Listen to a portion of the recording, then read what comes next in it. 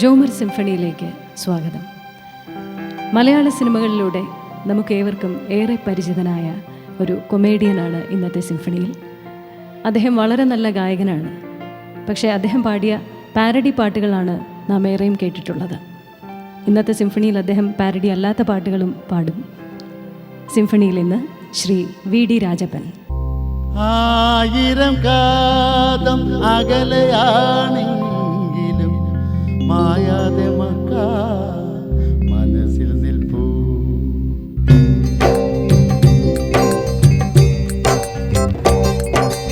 ആയിരം കാതം അകലെയാണെങ്കിലും മായാതെ മക്ക മനസ്സിൽ നിൽപ്പൂ. ലക്ഷങ്ങളെത്തി നമുക്കും മദീന അക്ഷയ ജ്യോതിസിൻ പുണ്യഗേഹം സഭാമാർവാമലയുടെ ജോലിൽ സാഫല്യം തേടിയോരല്ല സാഫല്യം തേടിയോരല്ല.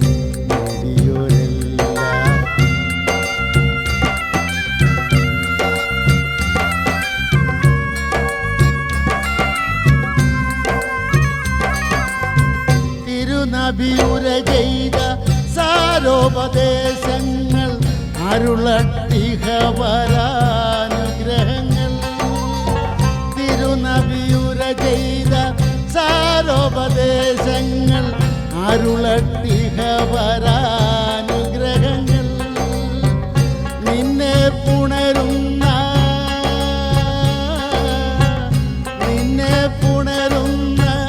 പൂനിലാവേ പുണ്യരസൂലിൽ തിരുമൊഴിയേ അല്ലാവെ നിൻ പൊരുളൊന്നു മാത്രം തള്ളല്ലേ നീ എന്നെ തമ്പുരാൻ.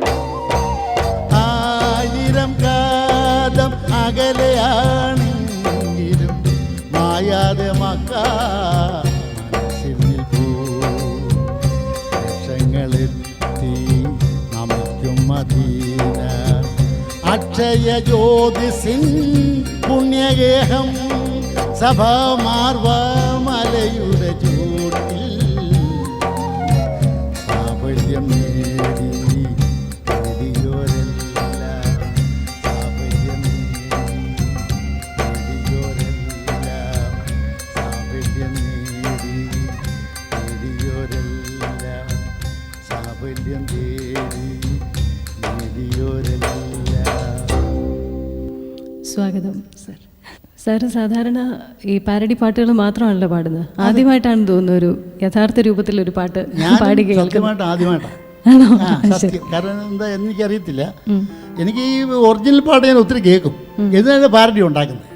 പക്ഷേ ഇന്ന് എനിക്ക് പാടേണ്ടി വന്ന് പാടിപ്പോ. ഇത് കേൾക്കുമ്പോൾ സാറിനോട് എല്ലാവരും ചോദിക്കുക, എന്നാൽ യഥാർത്ഥത്തിൽ ഉള്ള ആ രൂപത്തിൽ തന്നെ പാടിക്കൂടെ? അത് ഒരു 100-ൽ 2% ആൾക്കാർ ഇഷ്ടപ്പെടത്തുള്ളൂ മകളെ. എന്താണെന്നറിയോ, 80%, 92% ആൾക്കാരും എൻ്റെ പാരഡി പാട്ടാണ് അവർ ഉറക്കത്തിലൊക്കെ പാടിക്കൊണ്ടിരിക്കുന്നത്. അതുകൊണ്ട് അല്ല, ഈ പാരഡി ഉണ്ടാക്കാനുള്ളൊരു പ്രചോദനം എന്താണ്? പ്രചോദനം ഉണ്ടായെന്ന് വെച്ചാൽ ഈ സമയം നല്ല ആവുമ്പോൾ ദൈവം ഓരോ വഴി കാണിച്ചു തരുന്നു. അങ്ങനെ സത്യത്തിൽ അതാ സംഭവം. ഈ നല്ല പാട്ടൊക്കെ എല്ലാവരും പാടുന്നു, അതുപോലെ എനിക്ക് പാടാനും പറ്റത്തില്ല. അത് കാരണം ഞാൻ പതിയെ അതിനെ ഒന്ന് മറ്റൊരു വിധത്തിലേക്കൊന്ന് ആക്കുന്നു. അപ്പോൾ അത് ഒത്തിരി പേർക്ക് അങ്ങ് ഇഷ്ടപ്പെട്ടു. അത് പാടാനുള്ള ആഗ്രഹം കൊണ്ട് തന്നെയാണോ? അതെ, ആ പാട്ട് പാടണം. പക്ഷേ അത് നല്ലതായിട്ട് പാടിക്കഴിഞ്ഞാൽ ജനങ്ങൾക്ക് ഇഷ്ടപ്പെടത്തില്ല. ചില പാട്ടൊക്കെ ഒത്തിരി പൊട്ടിക്കരയുന്ന പാട്ടുണ്ട്. ആ പാട്ട് ഞാൻ പാടുമ്പോൾ ജനങ്ങൾ ചിരിക്കത്തേ ഉള്ളൂ. അപ്പോൾ അങ്ങനെ അങ്ങ് ആക്കിയെടുത്തു. അതെ. ആദ്യത്തെ പാരഡി സോങ് ഏതാ? ഒത്തിരി ഉണ്ട് മകളെ. അല്ല സാർ, ആദ്യമായിട്ട് ചെയ്തത്? ആദ്യമായിട്ട് എഴുതുന്ന വെച്ചാൽ എന്നെ ചെറുപ്പത്തിലെ ഈ അമ്മയൊക്കെ എന്നെ പിന്നെ താരാട്ട് പാടി ഉറക്കുന്നൊരു പാട്ടുണ്ട്.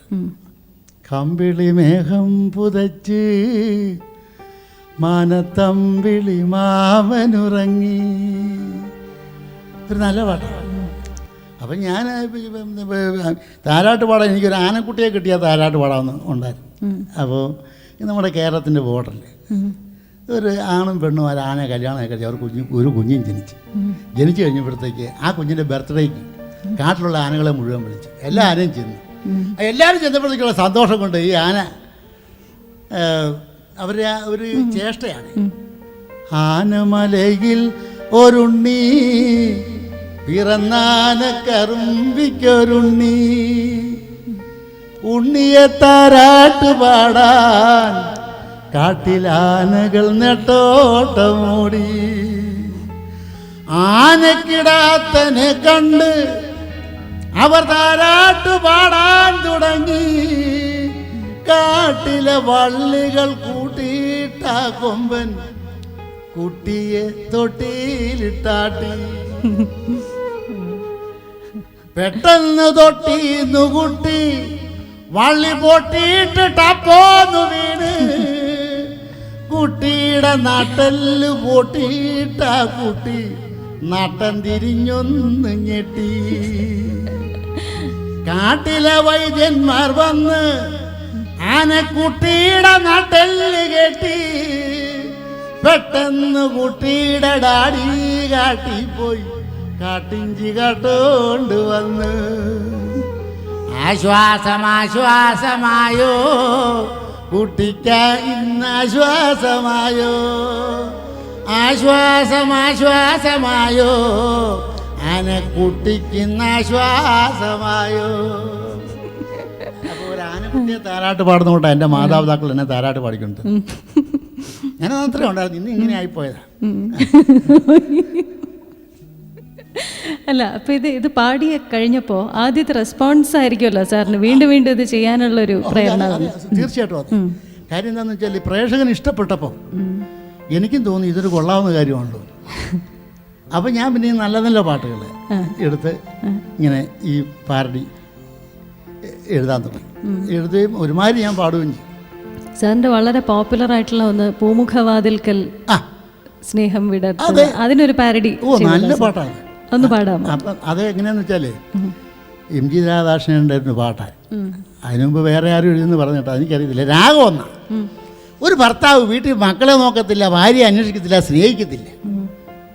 അത് ഭർത്താവിനെ വീട്ടിൽ നിന്ന് ഭാര്യ അടിച്ചിറക്കി അടുത്ത വീട്ടിൽ പോയിരുന്നിട്ട് വേറെ സ്ത്രീയോട് സ്വന്തം ഭാര്യയുടെ കുറ്റം പറയുന്നതാണ് ഈ സംഭവം.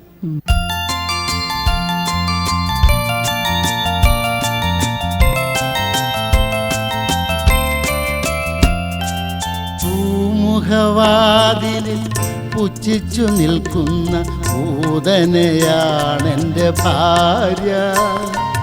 പൂമുഖവാതിലിൽ പുച്ഛിച്ചു നിൽക്കുന്ന പൂതനയാണെൻ്റെ ഭാര്യ. നല്ല മനുഷ്യരെ ആണം കെടുത്തുന്ന പാടകയാണെൻ്റെ ഭാര്യ. നല്ല മനുഷ്യരെ ആണം കെടുത്തുന്ന പാടകയാണെൻ്റെ ഭാര്യ.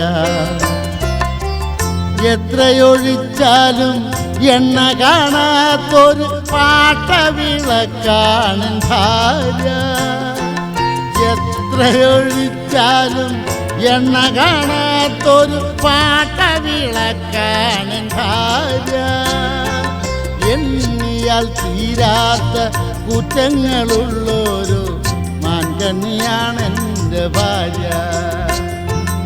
എണ്ണിയാൽ തീരാത്ത കുറ്റങ്ങളുള്ളൊരു മാൻകണ്ണിയാണ് എൻ്റെ ഭാര്യ. മുഖവാതിൽ പുച്ഛിച്ചു നിൽക്കുന്ന പൂതനയാണ് എൻ്റെ ഭാര്യ. നല്ല മനുഷ്യരെ ആണം കെടുത്തുന്ന നാടകയാണ് എൻ്റെ ഭാര്യ. ഭൂതത്തെ പോലും വെല്ലുന്ന ഭൂലോക മൂദേവിയാണ് എൻ്റെ ഭാര്യ. ഭൂതത്തെ പോലും വെല്ലുന്ന ഭൂലോക മൂദേവിയാണ് എൻ്റെ ഭാര്യ. കാഴ്ചയിൽ കള്ളിയും ധർമ്മത്തിൽ പിശുക്കിയും രൂപത്തിൽ യക്ഷിയും ഭാര്യ. കാഴ്ചയിൽ കള്ളിയും ധർമ്മത്തിൽ പിശുക്കിയും രൂപത്തിൽ യക്ഷിയും ഭാര്യ. മുഖവാതിലിൽ പുച്ഛിച്ചു നിൽക്കുന്ന പൂതനയാണ് എൻ്റെ ഭാര്യ. നല്ല മനുഷ്യരെ ആണം കെടുത്തുന്ന തടകയാണെൻ്റെ ഭാര്യ, തടകയാണെൻ്റെ ഭാര്യ, തടകയാണെൻ്റെ ഭാര്യ.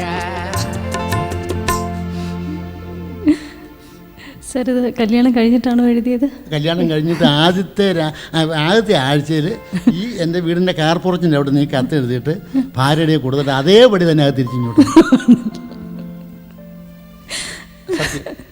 കാരണം ഭാര്യ നന്നായിട്ട് പാടുവേ. ശരി. ഈ മലയാള പാട്ട് ഇംഗ്ലീഷ് പാട്ടൊന്നും അറിയത്തില്ല, ഹിന്ദി പാട്ട് അറിയില്ല. നല്ല പാട്ടാണ്. പിന്നെ നമ്മുടെ പാട്ട് കേൾക്കുമ്പോൾ ഞാൻ വീട്ടിൽ കിടന്ന് ഉറങ്ങും. ഭയങ്കര ഇഷ്ടമാണ്. എന്നാന്നറിയാം, എനിക്ക് ഹിന്ദി അറിയത്തില്ല, അതുകൊണ്ട്.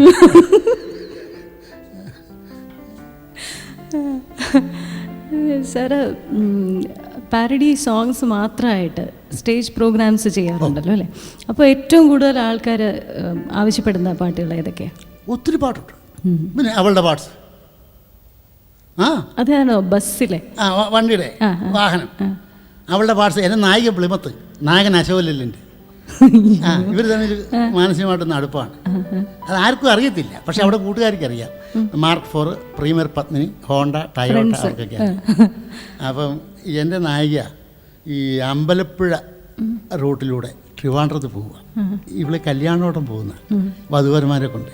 അപ്പം ഈ അമ്പലപ്പുഴ ആയപ്പം ഈ ഇഞ്ചൻ ചൂടായിട്ടൊന്ന് തണുക്കാൻ ബോണറ്റ് പൊക്കിക്കൊണ്ട് അങ്ങ് കിടന്നു. അപ്പോൾ അവൾ കിടന്ന് അപ്പോൾ നല്ല കാറ്റുണ്ട് അവിടെ. ഈ അവിടെയുള്ള സ്റ്റാൻഡിലുള്ള വണ്ടികളൊക്കെ ഈ പ്ലിമത്തിനെ കുറിച്ച് പറഞ്ഞു കേട്ടിട്ടുണ്ട്. അവർ ഇവിടെ ചുറ്റും കൂടി. ഭയങ്കര ബുദ്ധിമുട്ടായി. തണുത്തില്ല എന്ന് പറഞ്ഞാൽ ബോണറ്റ് അടച്ചിട്ട് അവൾ നേരെ അങ്ങോട്ട് പോകുന്ന വഴിക്ക് ഓച്ചിലയുടെ തൊട്ടിപ്പുറത്ത് വെച്ച് അവിടെ അശോകേട്ടൻ വരുന്നത്. എവിടെയോ പോയിട്ട് വന്ന അശോകേട്ടൻ്റെ അശോകേട്ടനെ കണ്ടിരുന്ന അവൾ ഡിമ്മടിച്ച്, ചേട്ടൻ റൈറ്റ് അടിച്ച്. കാരണം അവൾ ഹെഡ് ലൈറ്റ് തെളിച്ച്. കാരണം ചേട്ടൻ വൈപ്പറിട്ട് ടാറ്റ കൊടുത്തു. സത്യം നടന്ന സംഭവം. കാരണം അവർ തമ്മിൽ അങ്ങ് അടുത്ത് കഴിയുമ്പോൾ ചോദിച്ചു, ചേട്ടൻ അവിടെ പോവാ, ഏത് റൂട്ടിലൂടെയാണ് പോകുന്നത്? പറഞ്ഞു ഞാൻ അമ്പലപ്പുഴ റൂട്ടിലൂടെ. അതിലേ പോകരുത് ചേട്ടാ. അതെന്താ? പറഞ്ഞ അവൾക്ക് ഉണ്ടായ അനുഭവം പറയുകയാണ്. അമ്പലപ്പുഴ റൂട്ടിൽ തണുക്കാൻ കിടന്നപ്പോൾ അവിടുത്തെ ടാക്സികൾ കളിയാക്കി. ഫോണടിച്ചവരെൻ്റെ ബോണറ്റിലിടിച്ചിട്ടൻ നമ്പർ പ്ലേറ്റിൽ നോക്കി കളിയാക്കി. അമ്പലപ്പുഴ റൂട്ടിൽ തണുക്കാൻ കിടന്നപ്പോൾ അവിടത്തെ ടാക്സികൾ കളിയാക്കി. ഫോണടിച്ചവരെൻ്റെ ബോണറ്റിലിടിച്ചിട്ടൻ നമ്പർ പ്ലേറ്റിൽ നോക്കി കളിയാക്കി.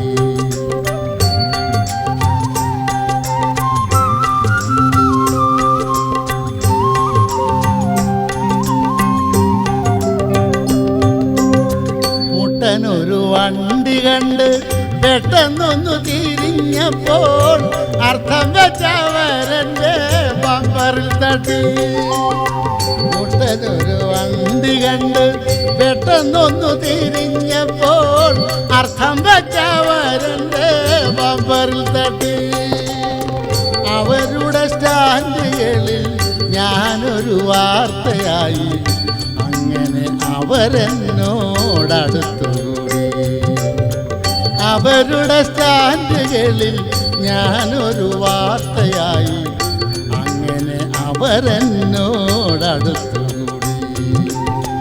കളികൾ ഡിമ്മടിച്ചപ്പോൾ ഉള്ളിലെ മോഹങ്ങൾ എല്ലാ ജനവരോട് പറഞ്ഞുപോയി.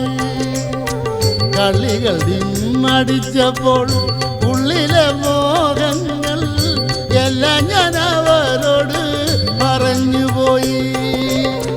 ചേട്ടനോട് ഇതുവരെ ചൊല്ലാത്ത കാര്യം വൈപ്പറിട്ടപ്പോൾ തന്നെ അറിഞ്ഞുപോയി.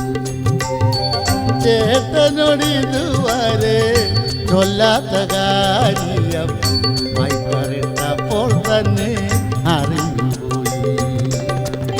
അമ്പലപ്പുഴ റൂട്ടിൽ തണുക്കാൻ കിടന്നപ്പോൾ അവിടത്തെ ടാക്സികൾ കളിയാക്കി. ഫോണടിച്ചവരെൻ്റെ ബോണറ്റിലിടിച്ചിട്ടൻ നമ്പർ പ്ലേറ്റിൽ നോക്കി കളിയാക്കി, നമ്പർ പ്ലേറ്റിൽ നോക്കി കളിയാക്കി. പല കാസറ്റ്സും ഇറക്കിയല്ലോ സാറ്, കാസറ്റ്സ് പലതും ഇറക്കിയല്ലോ, പാരഡി ഗാനങ്ങൾ മാത്രം. പക്ഷെ സാറിൻ്റെ ഈ എക്സ്പ്രഷനും ഒക്കെ കൂടെ ചേർന്ന് വരുമ്പോഴല്ലേ അതൊരു പൂർണ്ണ രൂപത്തിൽ വരുന്നത്? അത് ശബ്ദത്തിൽ വരേണ്ട എക്സ്പ്രഷൻ, ശബ്ദത്തിനകത്ത് ആകാവുന്ന എക്സ്പ്രഷനൊക്കെ ചെയ്യുന്നുണ്ട് മക്കളെ. പിന്നെ അതായത് ലൈവായിട്ട് കണ്ടെങ്കിൽ അതിൻ്റെ സുഖം വരത്തും. ഇത് കാരണം ഈ പാട്ടിനനുസരിച്ചുള്ള എൻ്റെ ഓരോ കഥാപാത്രത്തിൻ്റെ ഭാവങ്ങളൊക്കെ അങ്ങനെയാണ് ഈ വരുന്നത്. നമ്മുടെ ഈ ഒരു പാട്ട് തന്നെ ഉണരൂ വേഗം നീ എന്ന് പറഞ്ഞൊരു പാട്ട്, നല്ല പാട്ടാണ് അല്ലേ? ആ പാട്ടിനെ എനിക്ക് നശിപ്പിക്കാൻ അവസരമുണ്ടായി. പാട്ട് കേട്ട ഉടനെ തോന്നിയതാണ്? അല്ല, കാരണം ഈ പാട്ടിനെ നശിപ്പിക്കാൻ കാരണം എൻ്റെ വീടിനടുത്തൊരു പെണ്ണാണ്. 30 വയസ്സായ ആ പെണ്ണിനെ ഇതുവരെ വിവാഹം കഴിച്ചു വിട്ടില്ല. ഒറ്റ മകളെ ഉള്ളൂ. അവിടെ കൂട്ടുകാരികളൊക്കെ ഒന്നിൽ കൂടുതൽ പ്രാവശ്യം വിവാഹം കഴിച്ചു വിട്ടു. മനപ്രയാസം മാത്രം കൈമുതലായ പെണ്ണ് ഒരു പച്ച പാതിരാത്രിക്ക് കട്ടിലിൽ നിന്ന് ചാടി ഇറങ്ങി കിണറ്റിൽ ചാടാൻ പ്ലാനിട്ട് ചാടിയില്ല, തൊട്ടി കഴിച്ച് കിണറ്റിലേക്ക് ഇറങ്ങി. കയറ് കൊടുത്തുകൊണ്ട് പെണ്ണ് പോയി വീടിൻ്റെ പുറവശത്ത്. അപ്പോൾ ഈ തൊട്ടി വീഴുന്ന ശബ്ദം കേട്ട് അമ്മ ബെഡിൽ നിന്ന് ഇറങ്ങി വന്ന് മോളെ എന്ന് പറഞ്ഞ് ഒരു 15 ടോർച്ചുള്ള ബാറ്ററി എടുത്തുകൊണ്ട് വന്നിട്ട് വെള്ളം കിടന്ന് ഇളകുന്നുണ്ട് കിണറ്റിനകത്ത്. മകളെ കാണുന്നില്ല. ആ ടോർച്ചുമായിട്ട് വെളി കൂടെ ചെന്നപ്പോൾ മകൾ ഒരു പ്ലാവിൽ കുടിക്കിട്ട് തൂങ്ങിച്ചാൻ വേണ്ടി നിൽക്കുക. അവളുടെ നിപ്പ് കണ്ടപ്പം അമ്മ പൊട്ടിക്കരഞ്ഞു, മോളെ നീ എന്തായി കാണിക്കുന്നത്? അതിനേക്കാൾ കൂടുതൽ ദുഃഖം കടിച്ചു പറിച്ച് മകൾ പറഞ്ഞു, അമ്മേ എനിക്ക് 30 വയസ്സായമ്മേ. അതിന് പറയാൻ വയ്യേ. അതാണ് ഞാൻ ഈ പാട്ടെഴുത്. നല്ല പാട്ടാ. ഉയരക്കേറും ഞാൻ കയർ കണ്ടോ പ്ലാവിൻ ടോപ്പിലായി ഉടുക്കിട്ട് തൂങ്ങിച്ചാകുക. ഉയരക്കേറും ഞാൻ കയർ കണ്ടോ പ്ലാവിൻ ടോപ്പിലായി ഉടുക്കിട്ട് തൂങ്ങിച്ചാകുക.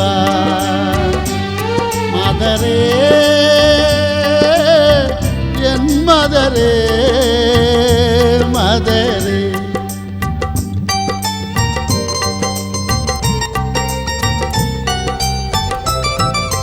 മുപ്പത് വയസ്സെനിക്കായി,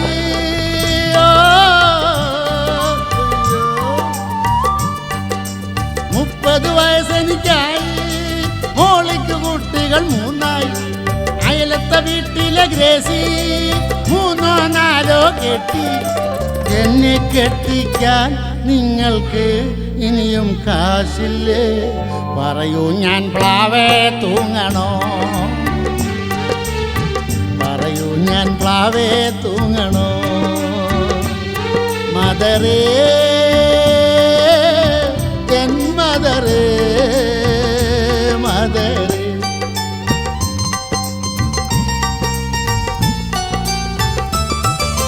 ഇടയ്ക്കൊക്കെ നരച്ചത് കണ്ടോ?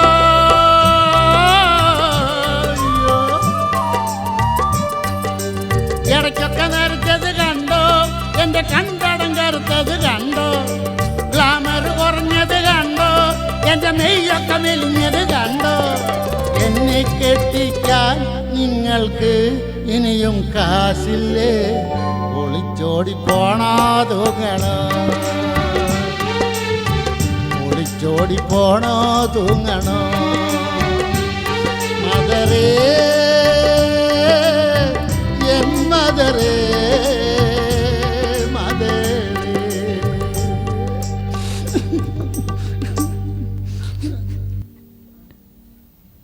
ഇത് ശരിക്കുള്ള സംഭവം തന്നെയാണോ സാർ? അതെ, നടന്നു. അതിലൊക്കെ തന്നോളൂ. ഞാനുമായിട്ട് യാതൊരു ബന്ധമില്ല. നന്നായി. സാർ സിനിമയിൽ വന്നതിന് ശേഷമാണോ ഈ പാരഡി എഴുതി തുടങ്ങിയതല്ല? ഞാൻ എൻ്റെ ഉപജീവനമാർഗ്ഗം പാരഡിയാണ്. ഞാൻ പഠിച്ചുകൊണ്ടിരിക്കുമ്പോഴത്തേക്ക് അപ്പോഴും തന്നെ എഴുതുമായിരുന്നു. പഠിച്ചതൊക്കെ എവിടെയാണ് സാർ? പഠിച്ചത് ഞാൻ ഒത്തിരി സ്ഥലത്ത് പഠിച്ചിട്ടുണ്ട്. എന്നെ ഒരു നേരെ സത്യമാണെന്ന് എന്നാന്നറിയോ, എൻ്റെ കയ്യിൽ പോലെയായിരുന്നു. സ്കൂളിൽ പഠിച്ച കാര്യമാണോ? സ്കൂളിലും കോളേജിലും ഒക്കെ പഠിച്ച കാര്യം. പിന്നെ അപ്പോഴും എനിക്കെന്നു വെച്ചാൽ മലയാളത്തിനോട് വലിയ താല്പര്യം. മലയാള പദ്യങ്ങളൊക്കെ ഈ ഭയങ്കര കടിച്ചാപ്പൊട്ട് പോലത്തെ പദ്യങ്ങളൊക്കെ ഞാൻ കടുപ്പെടുന്നങ്ങ് പറഞ്ഞു. അപ്പോൾ എന്നെ വലിയ ഇഷ്ടമാണ്. പക്ഷേ ഞാൻ പണ്ട് പോലെ എനിക്ക് നമ്മുടെ രാജ്യത്തിൻ്റെ ഭാഷയല്ലേ, നമ്മുടെ നാടിൻ്റെ ഭാഷയല്ലേ മലയാളം. അതിനെ മറക്കാൻ പറ്റുമോ? മലയാള ഭാഷ മറക്കുന്നത് അച്ഛനെയും അമ്മയും മറക്കുന്ന കൂട്ടല്ലേ. ഞാൻ തല്ലിക്കൊന്നാൻ മറക്കത്തില്ല. അതുകൊണ്ട് തന്നെയാണ് ഇപ്പോൾ ഇങ്ങനെ ആയത്. അല്ല, സിനിമയിൽ വന്നപ്പോൾ ഈ ഒരുപാട് ലിറിസിസ്റ്റിനെയും സംഗീത സംവിധായകരെയും ഒക്കെ നേരിട്ട് കാണുന്നുണ്ടല്ലോ സാർ. അപ്പോൾ ആരെങ്കിലും പറഞ്ഞിട്ടുണ്ടോ എന്തിനാ ഇങ്ങനെ ഈ പാട്ടുകളെ പാരഡി രൂപത്തിൽ പാടുന്നത് എന്ന് വിമർശിച്ചിട്ടുണ്ടോ? എന്നോട് ഒത്തിരി പേര് പറഞ്ഞിട്ടുണ്ട്. അതിൽ രാധാകൃഷ്ണേട്ടൻ, ബിച്ചുവേട്ടൻ, അവരൊക്കെ വന്നിട്ട് എന്നെ ഒത്തിരി അനുമോദിച്ചിട്ടുണ്ട്.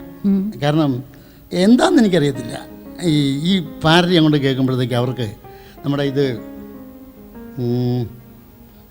ഇത് ദേശാടനം എന്ന് പറഞ്ഞ സിനിമയ്ക്കില്ലേ ഇല്ലേ, അതിനകത്ത് നല്ലൊരു പാട്ടുണ്ട്, ഹൃദയഹാരിയായൊരു പാട്ടുണ്ട്, കളി വീടുറങ്ങിയല്ലോ, നല്ല പാട്ടല്ല. അതിനെ നശിപ്പിക്കാൻ അവസരം കിട്ടി. ഒരു നിസ്സാര സംഭവമാണ്. കാരണം ഭർത്താക്കന്മാർ മദ്യപിച്ചിട്ട് വൈകുന്നേരം ജോലിയെല്ലാം കഴിഞ്ഞ് മദ്യപിച്ചിട്ട് വീട്ടിൽ വരും. എസ്പെഷ്യലി ഈ താഴേക്കട ജോലിയുള്ള ഭർത്താക്കന്മാർ വന്നു കഴിഞ്ഞിട്ട് വരുന്ന വഴിക്ക് പൂരപ്പാട്ടും, അടുത്തുള്ള വീട്ടുകാർക്ക് സ്വസ്ഥത ഉണ്ടാകത്തില്ല. അങ്ങനെയൊക്കെ ആണെങ്കിൽ മക്കളൊക്കെ ആണെങ്കിൽ അച്ഛൻ വരുന്ന സമയത്ത് തെന്നിത്തെറിച്ചായിരിക്കും വരുന്നത്. ഈ ബുക്കൊക്കെ മടക്കി വെച്ച് മക്കൾ കയറി കിടക്കും. അപ്പോഴും ഇങ്ങനെയൊക്കെ ആണെങ്കിൽ തന്നെ ഈ മദ്യപാനിയെ ഭർത്താവിനെ നോക്കി ഭാര്യ വാദപ്പടിയല്ലേ ഇതിങ്ങനെ നോക്കിയൊരിപ്പാ. അയൽക്കാരുറങ്ങിയല്ലോ, അതിയാനുമെത്തിയല്ലോ, പുലരും വരെ ഇനിയും മേളവും പൂരപ്പാട്ടും, എതിർക്കുന്ന പ്രിയ ഭാര്യകളെ, കരയുന്ന സ്ത്രീകളെ, എതിർക്കുന്ന പ്രിയ ഭാര്യകളെ, കരയുന്ന സ്ത്രീകളെ, അറിയില്ല നിങ്ങൾക്കിനിയും അതിയാൻ്റെ ആത്മസ്നേഹം. അയൽക്കാരുറങ്ങിയല്ലോ, അതിയാനുമെത്തിയല്ലോ.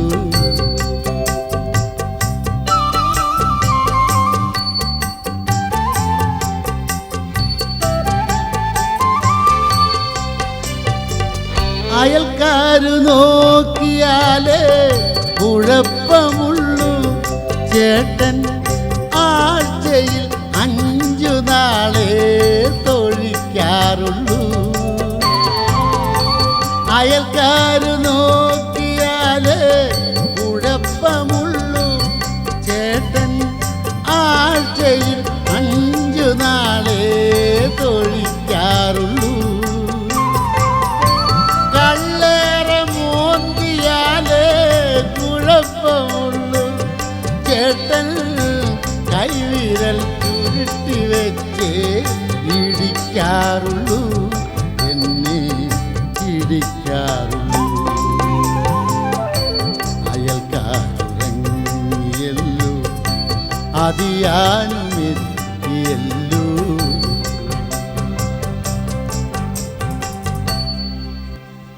വാക്കുകളൊക്കെ വേറെ ആണെങ്കിലും സാർ എത്ര നന്നായിട്ടാണ് പാടുന്നത്. സിനിമയിൽ പാടാൻ അങ്ങനെ ഒരു ആരെങ്കിലും അവസരം തന്നിട്ടുണ്ടോ? ഓ, സിനിമയിൽ പാടിയിട്ടുണ്ട്.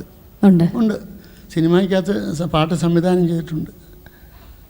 ഏത് സിനിമയ്ക്ക് വേണ്ടി? അത് പിടികെട്ടാപ്പള്ളി എന്ന് പറഞ്ഞൊരു സിനിമയ്ക്ക്.